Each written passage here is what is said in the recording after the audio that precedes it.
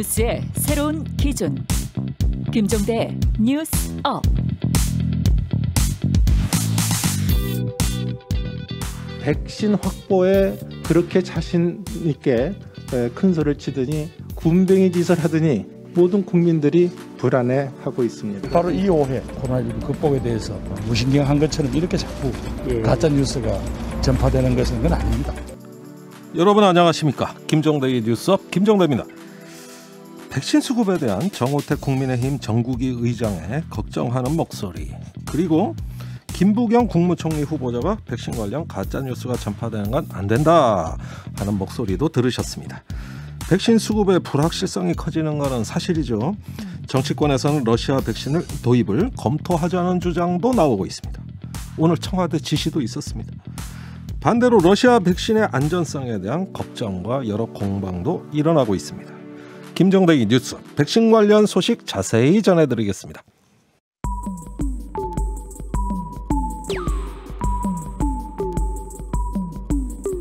나쁜 일은 일어나기 마련, 좋은 일이 일어나려면 정신줄 번쩍, 병들지 않은 건강한 뉴스, 건강한 대화, 옥내 좋은 것 뉴스 생로 병사의 비밀.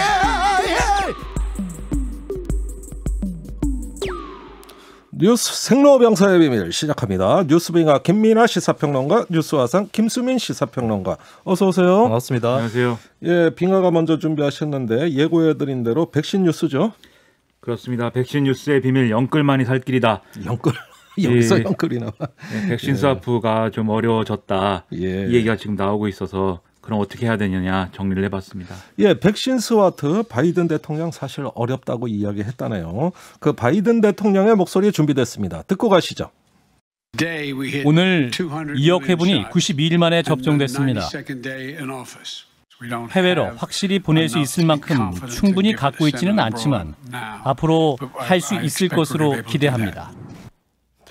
네, 뭐 사실상 보낼 백신 없다 이 얘기네요. 해외로 보낼 거 없다. 바이든 대통령이 한국어를 굉장히 잘하네요. 그리고 목소리가 상당히 젊어진 것 같습니다. 네, 뭐 그런 썰렁한 농담을 또 계속하세요. 예. 전 진지합니다. 예. 그 조 바이든 미국 대통령이 현지 시간 21일 기자들이 이렇게 질문을 하니까 지금 들으신 대로 지금은 해외에 보낼 만큼 많지 않은 그런 상황이다 백신이. 네. 이렇게 얘기를 했고, 뭐 백신 지원에 대한 다른 이제 얘기도 했는데. 지원을 하더라도 그 대상이 될 만한 국가는 지금 캐나다하고 그다음에 중앙 아메리카 국가, 즉 인접국이다라고 얘기를 했거든요. 네.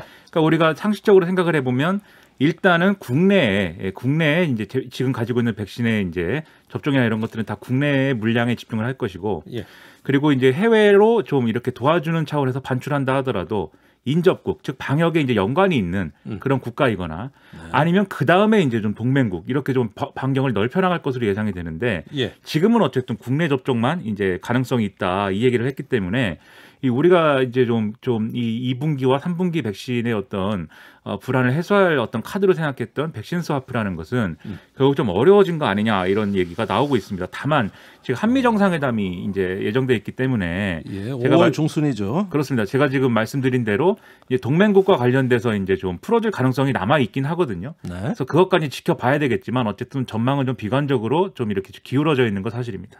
자, 비관적이다. 이 얘기가 좀 이제 청취자분들 듣기에도 굉장히 실망스러우실 것 같은데. 자, 그럼 어떻게 해야 됩니까? 방역은 지금 강화할 만큼 강화하고 있어요. 출구가 잘 안 보이네요. 그렇죠. 그래서 이제 추가로 백신을 어떻게 확보를 할 것이냐, 이제 이것에 대한 대안을 또 이런저런 얘기를 많이 하는데, 일단 정부에서 이런 얘기가 이제 언론을 통해서 나왔습니다. 일단 이 코로나19 백신이 상반기에 부족한 부분에 있어서는 지금 이제 원래 계약했던 이 제약사들하고 백신을 추가로 구매하는 대신에 기존에 계약했던 물량을 빨리 좀 앞당겨서 공급해 달라는 이런 취지의 협상을 진행을 하고 있다 이렇게 얘기를 했는데, 이게 잘 되고 있느냐에 대해서는 또 방역 당국의 설명이 달라요. 그래서 방역 당국이 이제 여기에 대해서 또 기자들이 물어보니까 지금 그런 방식의 협상은 이제 진행이 되지 않고 있고, 그리고 협상 상황을 자세하게 밝히는 것도 좀 어렵다 이렇게 이제 얘기를 했고, 또 다른 나라도 다 백신 수급이 지금 불안정하기 때문에 이런 종류의 협상이 쉽지 않다 이렇게 얘기를 하고 있습니다. 네. 그래서 거기다가 또 이제 최근에 말씀드렸지만 모더나 백신이 들어오는 것도 사실 상반기가 아니라 하반기로 지금 밀려 있는 상황이다 이렇게 얘기를 하고 있고 네. 이제 얀센 백신에 대한 불안 이런 것까지 가중이 돼 있는 상황이기 때문에 여러모로 이제 우리로서는 어려운데 다만 얀센 백신의 경우에는 어쨌든 유럽의약품청이 일단 접종하는 것의 이득이 더 크다 이렇게 결론을 내렸고 이에 따라서 일부 유럽 국가들은 지금 접종 재개를 또 준비하고 있는 상황이거든요. 예. 그렇기 때문에 우리는 얀센 백신은 아마 연령대를 이제 어느 연령대로 할 것이냐 이 제한을 걸어서 아마 접종을 재개할 것으로 보여서 이 얀센과 관련된 문제는 약간 좀 풀렸다 이렇게 봐야 되겠습니다. 제가 이 부분에 대해서 외신들 쭉 검토를 해봤어요. 지금 우리는 이렇게 사정이 어렵다 불안하다 그러는데 미국 내에서는 지금 좋은 소식이라고 백신 유동성이 많이 확보됐다고 굉장히 반기는 분위기예요. 이게 좀 불쾌하다 이거죠. 네?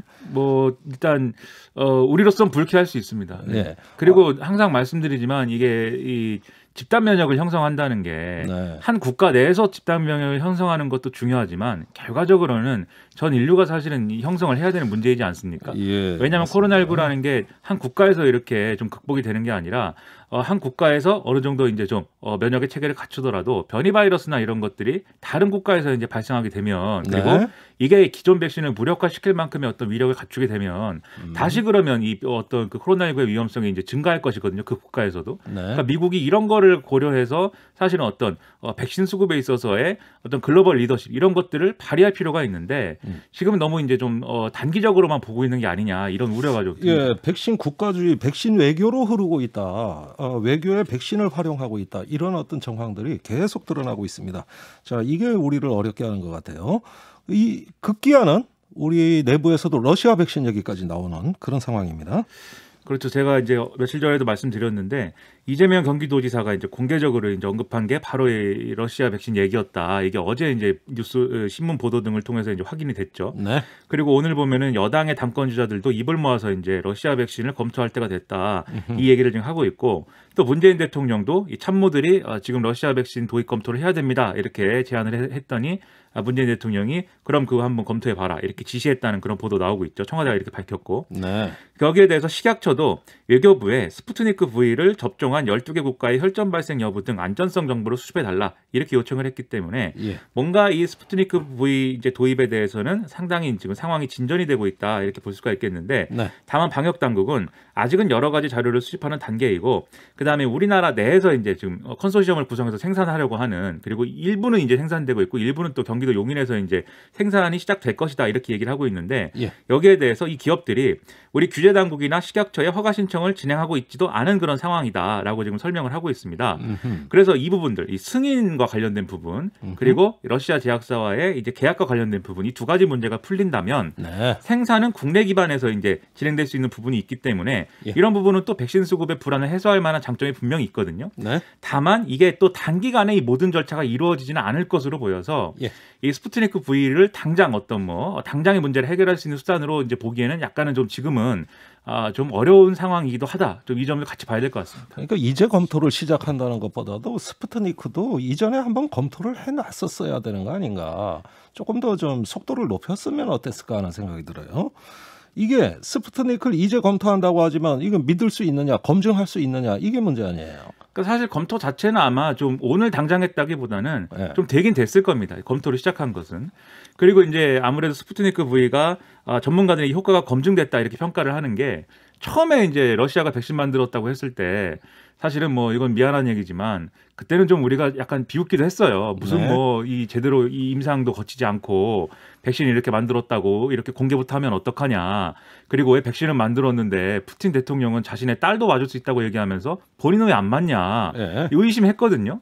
근데 아무튼 권위 있는 이 학술지에 이제 이 임상 결과를 이제 게재를 한 걸 보면 예. 효과 자체는 이제 믿을 만하다. 효과는 있는데. 네, 효과는 예. 있다. 예. 근데 말씀하신 것처럼 다만 안전성 문제에 있어서 추가 검증이 지금 필요한 상황인 거죠. 예. 그럼 이제 실제로 임상 3상을 진행한 어떤 연구 결과라든지 그다음에 지금 이 스푸트니크 V가 약 60개 국가에서 접종이 진행됐는데 그럼 예. 이 접종을 받은 이 국가들에서 부작용이 어떤 사례가 나타났는지 예. 이런 것들을 사실 러시아가 투명하게 공개를 해야 되는데 예. 전혀 이런 것들을 공개를 하지 않고 있기 때문에 우리도 사실 도입 검토를 하고 싶어도 이 부분에서 이제 문제가 안 풀리는 부분이 있었던 거 아닌가 이런 생각이거든요. 네, 그래서 정보를 미공개했다. 그렇죠. 그래서 이것과 관련돼서는 지금 그래서 식약처가 외교부에다가 정보를 파악해달라고 한 게 그런 맥락이 있는 건데, 그래서 이 부분과 관련돼서 이제 파악해야 될 추가적인 이제 문제가 있는 것이고요. 이게 첫 번째로 이제 그래서 폐쇄성 문제가 있다. 그 두 번째는 이제 플랫폼 문제가 있는데, 이것은 이제 그 스푸트니크 V도 결국은 아데노바이러스를 이제 전달체로 사용하는 이 아스트라제네카와 얀센 백신하고 동일한 플랫폼을 가지고 있는 그런 백신이거든요. 네. 그럼 똑같이 혈전 문제나 이런 게 발생할 가능성이 있는 것인데, 예. 그럼 이것도 실제로 혈전 문제나 이런 게 실제로 발생을 한 게 있는지 이런 것들을 파악해야 되니까 역시 이제 폐쇄성 문제하고도 이제 연결되는 부분이 있죠. 예. 그래서 이런 우려가 아직 남아 있기 때문에 좀 더 이제 좀 검증이 필요하다라고 전문가들은 얘기를 하고 있습니다. 사실 그 안전성은 의학적 안전성에서 고치는 게 아니라 외교적인 측면도 당연히 있을 수밖에 없었을 겁니다. 예. 네, 좀 아직까지 한국이 백신 접종이 그렇게 원활하게 진행이 된 것이 아니고, 그럼 네. 초창기부터 스푸트니크에 대한 얘기를 할 거냐 했을 때는 이제 러시아 백신이고, 이것이 이제 또 외교적으로 어떤 파장을 끼칠지 이런 부분들이 좀 저어되는 그런 부분도 분명히 있었을 거라고 봐요. 그래서 이재명 지사가 한 얘기를 보면은 그런 얘기를 한 거죠. 그래서 이게 중앙정부 차원에서 도입론이나 이런 것들을 하기에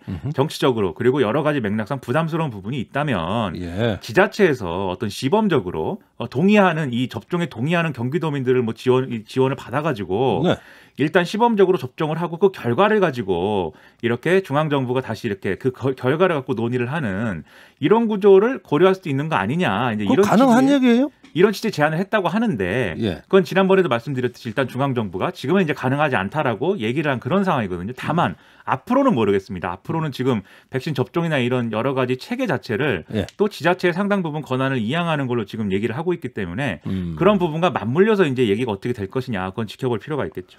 아, 이제 백신 지정화까지 나오고 있는 마당이니까. 그러니까 저도 지금 시사 평론가 아닙니까 지금? 시사 평론가가 백신을 이렇게 아니 그런데 백신 문제가 그렇죠, 정치적인 문제로 논의되고 있다는 것은 확실한 경향입니다. 오늘 인도에서 한 국가의 하루 확진자 중에 세계 신기록 세웠습니다. 36만 명이 넘었어요. 그러니까 인도도 사상 초유의 일이란 말이죠. 이 세계의 백신 공장이다 이렇게 평가를 받을 만큼 지금 상당한 물량을 책임져야 되는 국가인데 그렇게 확진자가 많이 나오다 보니까 코백스 퍼실리티에 넣어야 될 물량을 자국에 먼저 쓰려고 지금 다 돌리고 있지 않습니까? 상당한 타격입니다 이게. 그러니까 이렇게 강대국의 백신 사재기가 더 노골화됐다. 이게 바로 정치 문제거든요. 그런데 지금 우리한테 아픈 대목은 이런 거예요. 우리가 백신 확보했다 그랬는데 그 확보한 백신에 대한 우리 스스로의 신뢰가 지금 계속 떨어지고 있다는 겁니다. 그렇습니다. 특히 이제 아스트라제네카 백신에 대한 이제 접종 동의율이나 이런 것들이 상당히 떨어져 있는 사례고, 저도 주변에 이제 백신을 접종을 막 이제 받기 시작하는 그런 사례들이 이제 좀 나오기 시작하거든요. 이제 아버님을 모시고 이제 뭐 접종을 했다거나, 그다음에 이제 투석을 받고 있는 그런 분들이 이제 접종 대상이 됐다거나 그런 이제 사례들이 있는데, 그분들이 이제 주변에 이제 좀 이 아는 분들, 이제 같이 접종을 받아야 되는 환자들, 이런 분들하고 얘기를 해보면 실제 아스트라제네카에 대한 이제 이 불신 문제가 피부로 느껴질 만큼 있다는 거예요. 이제 물론 이것도 하나의 사례니까 일반화해서는 안 되겠습니다만, 특히 이런 불안을 키우는 것 중에 하나가 이 아스트라제네카 백신의 부작용이 일어났을 경우에 그것을 정부가 얼마나 지금 책임지고 이것을 해결해 주느냐에 대한 문제에서 불신이 불거지고 있는 이거거든요. 그런 태도를 보는 거죠. 그렇죠. 정부가. 그렇습니다. 그래서 최근에 40대 간호조무사가 이 아스트라제네카 백신을 맞은 이후에 상당 기간 이제 여러 가지 증상이 있었음에도 불구하고 병원 치료를 좀 하지 못해서 이 파정성 뇌 척수염이 이제 상당히 이제 심각한 상황이 돼서 이거와 관련된 이제 남편분이 이제 청와대 청원도 올리고 뭐 이런 사례가 있지 않았습니까? 근데 여기에 대해서 문재인 대통령이 지원 방안을 일단 검토를 지시를 했는데 일단 하루 만에 지금 이 얘기가 나왔어요. 뭐냐면 예방접종 후 피해보상 심사에 시일이 소요가 되기 때문에 이 사례에 대해서는 1차적으로 기존 복지제도를 우선 연계할 계획이다라는 게 방역당국의 설명입니다. 그러니까 기존 복지제도라는 게 뭐냐면 긴급복지 지원제도라는 게 있거든요. 이것은 생계유지가 곤란한 저소득층에 대해서 긴급 생계비 등을 지원하는 제도인데 이거에 이제 어떤 수혜 대상이 될 수 있는가를 이제 확인하겠다는 것이고, 이외에도 이제 뭐 재난적 의료비 제도 등의 이런 제도도 활용을 해서 이런 사각지대를 줄이겠다라는 건데, 그 여기서도 좀 의문인 게, 그럼 이런 사례가 됐을 때 이런 제도가 있으면 사실은 준비가 됐어야 되는 거 아닙니까? 대통령이 지시를 할 때까지 그러면 우리는 무엇을 했는가 이런 의문이 있는 것이고 네. 그리고 이거 지금 말씀드린 것은 백신과의 인과성과는 별개 트랙으로 지금 이 보상이나 이런 것들이 진행되는 그런 지원이 진행되는 문제를 얘기 드리는 건데 예. 백신 인과성 자체를 좀 더 이제 넓게 평가해야 된다라는 얘기도 의료계에서는 나오고 있거든요. 네. 근데 그건 전문가들이 이제 상의해서 결과를 낼 문제이긴 한데 어쨌든 지금의 이 부작용에 대한 어떤 보상이라든가 지원으로는 여러모로 이 백신에 대한 불안감을 없애기 위한 한계가 명확하다. 알겠습니다. 이것을 좀 돌아볼 필요가 있겠습니다. 그러니까 정부가 국민을 보호하겠다는 좀 확고하고 신속한 의지를 보여야 이 방역이나 백신 문제들도 더 조금 잘 풀릴 수 있다. 이런 교훈을 말씀해 주시는 것 같아요. 두 번째 뉴스로 넘어가겠습니다. 화산이 준비하셨죠? 네, 문재인 대통령이 다음 달에 미국을 방문을 하게 될 텐데 그 전에 뉴욕타임즈와 가진 인터뷰가 또 이목을 집중시키고 있습니다. 4월 19일 청와대 상춘제에서 가졌던 인터뷰 내용이 어제 오후부터 시작해서 공개가 되고 뭐 거기에 대한 얘기들이 오고 가고 있는데요. 네. 이 뉴스의 비밀은 북미 관계 재개발인가 재건축인가 입니다. 아니 여기서 재개발이나 재건축이나 좀 기발한 어떤 평론을 하시네요. 자, 문재인 대통령이 미국에 촉구한 게 아무래도 이제 역시 중재자 입장, 네. 북미 대화를 중재하고 촉구하는 네네. 이런 어떤 포인트 아닙니까? 그렇습니다. 아마 중심 문장을 제가 하나만 꼽아보자면 네. 인터뷰 내용 중에 이거였던 것 같습니다. 미국과 북한이 하루빨리 마주 앉는 것이 문제를 해결하는 가장 중요한 출발점이라고 생각한다 라고 하는 거였고요.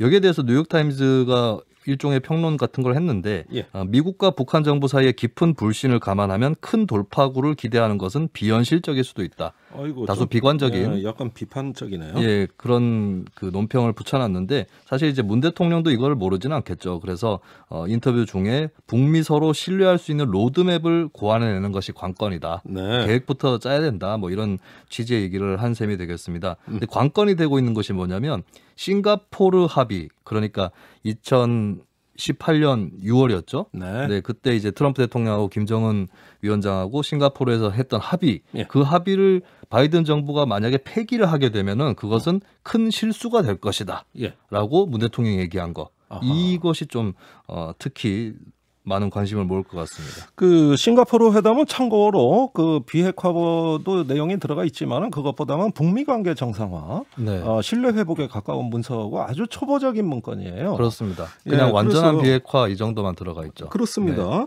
그래서 이 문건이 출발점으로 한다는 건 우리 정부 입장인데 문제는 바이든 대통령이 이런 얘기 꺼내는 걸 싫어하거든요. 그건 네네. 트럼프의 업적이잖아요. 네. 예, 그러니까 여기에 묘한 대목이 있어 굳이 이렇게 얘기했어야 됐을까? 네. 뭐 몇 가지 또 의문이 들긴 하네요. 네, 그 바이든 대통령 같은 경우는 대선 후보 시절 때부터 이 싱가포르 합의에 대해서 북한이 원하는 모든 것을 줬다. 네. 이렇게 악평을 했었거든요. 음흠. 사실 이제 정권 교체기에 대통령이 바뀌는데 이전 정권 것을 계승해라. 네. 그것도 다른 성향의 다른 정당 출신의 정부에 대해서 그렇게 얘기하는 것이 좀 리스크가 없지는 않을 겁니다. 지난번에도 예전에도 이런 선례가 이제 클린턴 대통령에서 부시 대통령으로 2000년에 정권 교체가 될 무렵에 김대중 정부에서 강하게 클린턴식 포용 정책을 계승해달라라고 설득을 했는데 좀 한미 관계가 삐끄덕거리는 그런 그러니까 경우가 부시는 더 있었죠. 거꾸로 했단 말이에요. 그렇습니다. 예. 그때 또 뭐 디스맨 뭐 이런 논란도 나오고 예. 김 대통령을 향해서 그렇게 지칭을 해서 또 논란이 된 적도 있었는데 예. 그런 측면에서 좀 리스크가 없지는 않을 것 같다라고 볼 수 있겠고 예. 그리고 이제 아까 말씀하셨지만 미국 국내 정치에서 봤을 때 트럼프 노선을 극복하고 가겠다라고 하는 게 바이든의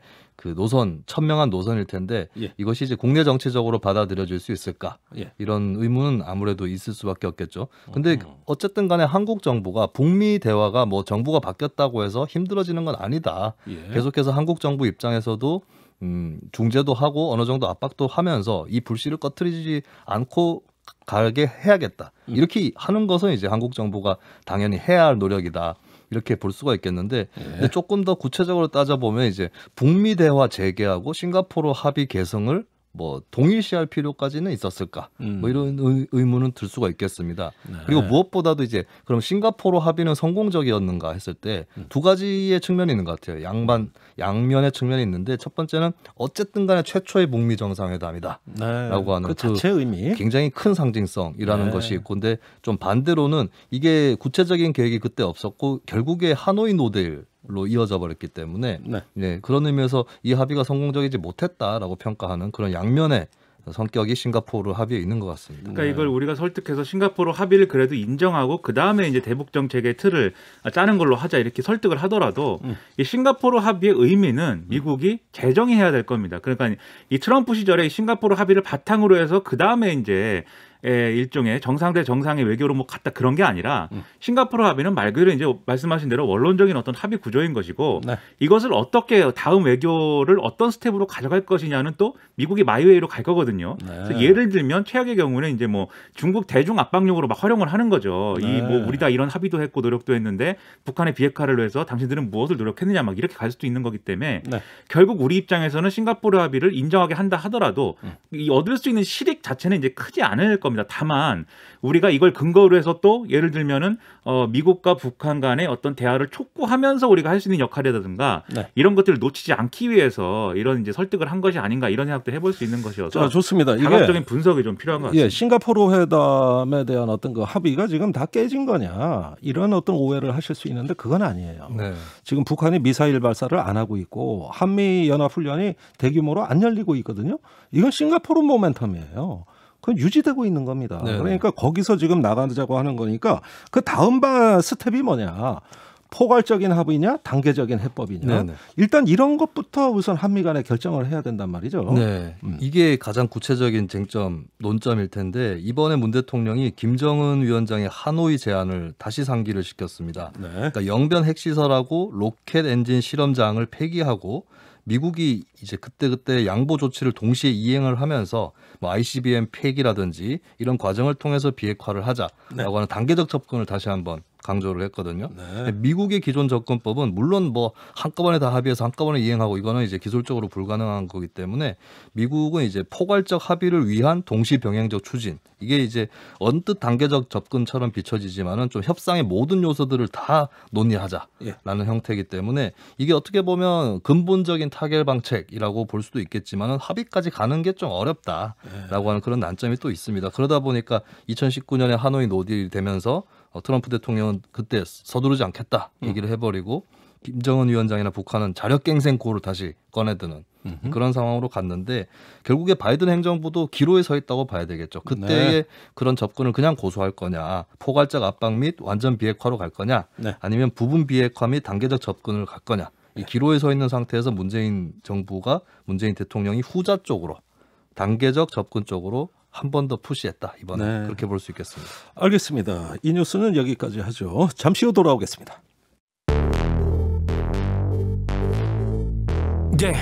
왜 뉴스는 태어나기만 하면 병이 들고 망가지는지 그 뉴스를 병들게 만들고 있는 건 도대체 누군지 병들지 않는 뉴스를 원하고 있지 그게 누구든지 그래서 우리는 김종대 목소리를 듣지 뉴스의 새로운 현상 뉴스의 생로병사 뉴스의 새로운 현상 뉴스의 생로병사 뉴스 생로병사의 비밀.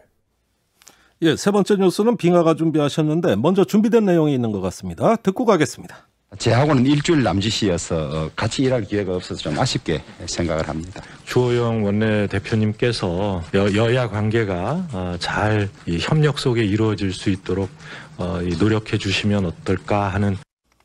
네, 두 목소리 들으셨죠? 주호영 국민의힘 원내대표, 윤호중 더불어민주당 원내대표인데요. 어떻게 보셨어요? 어떻게 봤느냐? 네, 이 윤호중, 주호영 두 원내대표가 오늘 이제 상견례를 한 것인데요. 이 상견례 뉴스의 비밀. 만날 때는 반갑지만 돌아설 때는 집에 가서는 불안하다. 그게 뭡니까? 자, 한번 풀어보죠. 오늘 그 윤호중 대표가 현충원에 갔다고요? 그렇습니다. 이 현충원에 갔는데 이제 그 현충원에 가고 나서 이제 이 상견례 이제 가진 거 아니겠습니까? 그런데 이제 이 상견례 자리 자체는 이제 화기애애했어요. 그래가지고 지금 들으신 이런 말들도 이제 오가고 그리고 이 심지어 이제 윤호중 원내대표는 이 주호영 원내대표의 인품에 푹 빠졌다가 나왔다. 아주 따뜻하게 맞아주셔서 시종일관 화기애애한 분위기였다. 이렇게 얘기를 했는데.